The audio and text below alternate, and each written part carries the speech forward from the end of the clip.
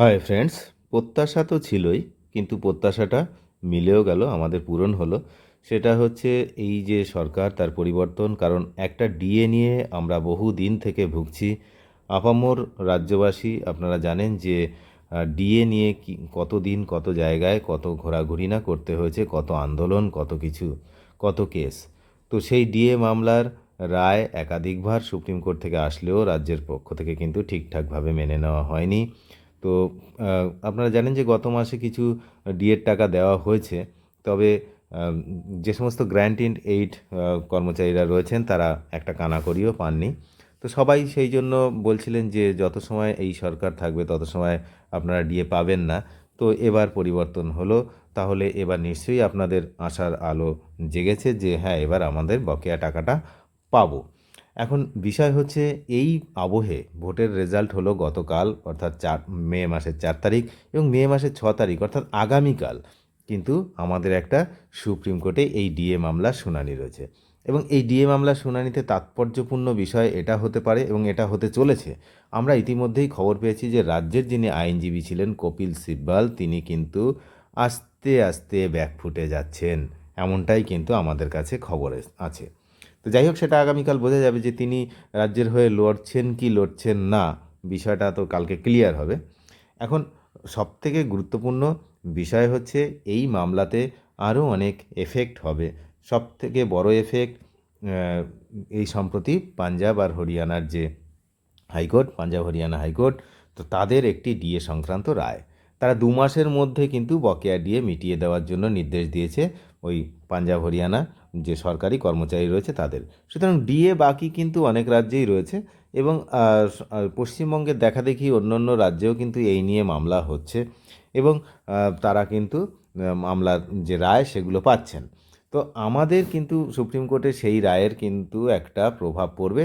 তাছাড়াও যে কন্টেম্প্ট, অর্থাৎ যে আদালত অবমাননার যে চারটি মামলা রয়েছে, সেই চারটি মামলাও কিন্তু একই সঙ্গে এখানে শুনানির সম্ভাবনা রয়েছে এবং লিস্টেড আছে। তো সেই জন্য আগামীকালের যে শুনানি সেদিকে কিন্তু আমাদেরকে নজর রাখতেই হচ্ছে, কারণ আগামীকাল একটা গুরুত্বপূর্ণ শুনানি।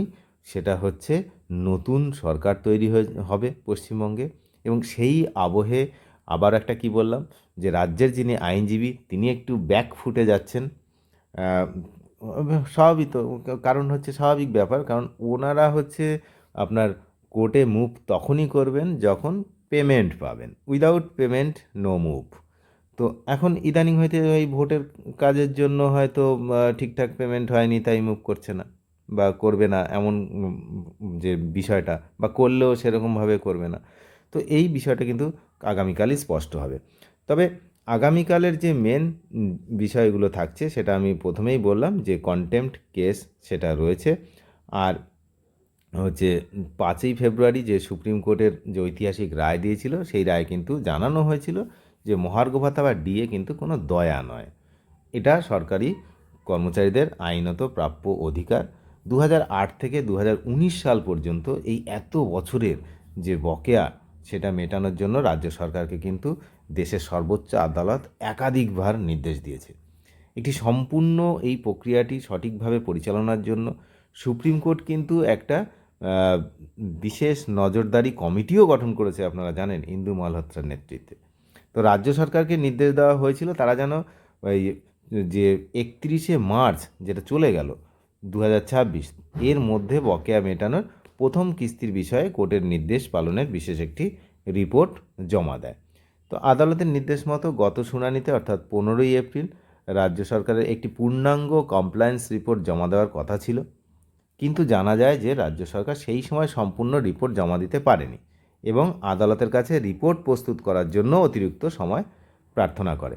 তো একদিকে রিপোর্ট সময় মতো দিচ্ছে না, আবার এই পুরো ডিএর পেমেন্ট করার জন্য এই 2026 সালের 31শে ডিসেম্বর পর্যন্ত সময় প্রার্থনা করেছে আদালতের কাছে।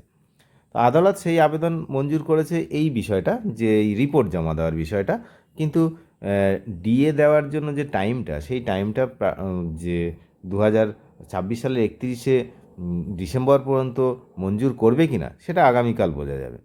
ইতিমধ্যে সুপ্রিম কোর্ট গঠিত যে কমিটি, তার সঙ্গে বিভিন্ন কর্মচারী সংগঠনের আলোচনায় বসেছে। তারা কমিটিকে জানিয়েছে যে আদালতের নির্দেশ কতটা মানা হয়েছে এবং কোন কোন ক্ষেত্রে এখনও ঘাটতি রয়েছে।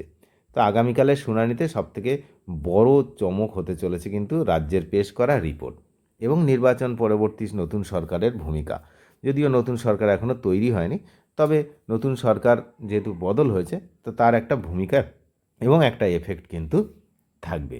জানা যাচ্ছে রাজ্য সরকার যে রিপোর্ট জমা দিয়েছে সেখানে তারা সর্বভারতীয় স্তরের all India consumer price index অর্থাৎ এআইসিপিআই এর পরিবর্তে তাদের নিজস্ব রাজ্যের যে সিপিআই বা কনজিউমার প্রাইস ইন্ডেক্স অনুযায়ী ডিএ প্রদানের হিসেব এবং রেট তুলে ধরেছে।